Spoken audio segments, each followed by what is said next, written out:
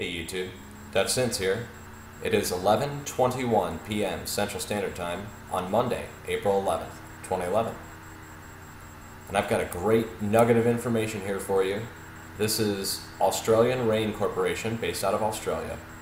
And I just have to read this first series of paragraphs here to you, and I'm going to put the link down below, and you have to go read it. It has been experimentally and theoretically verified that introducing electrically charged droplets into naturally occurring cloud will affect the collision probabilities and hence the rate of droplet coalescence to produce raindrops.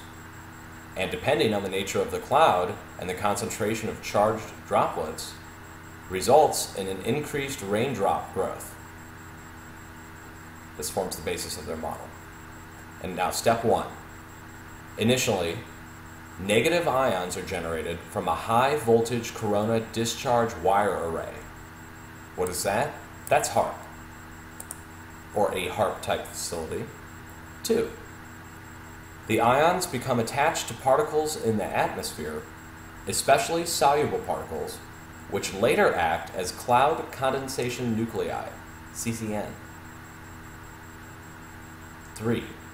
The ions are conveyed to the higher atmosphere by wind, atmospheric convection, and turbulence. 4.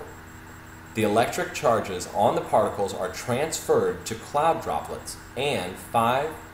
The electrostatic forces on droplet interaction aid the coalescence of cloud droplets, resulting in enhanced raindrop growth rate and ultimately increasing rainfall downwind from the station.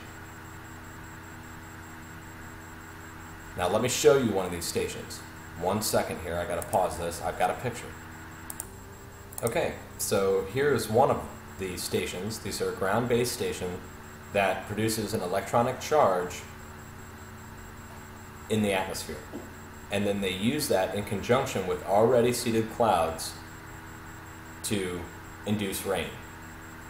Now, I'm guessing these have a circumference, a field of radius, which would explain ring technology, ring formation.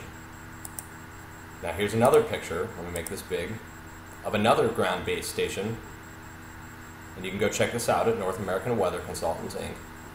And it's an electronic, it's an ionizer. It's a high-frequency ionizer. So they showed this here, sorry about that. They showed this here, and it's just another piece in the puzzle.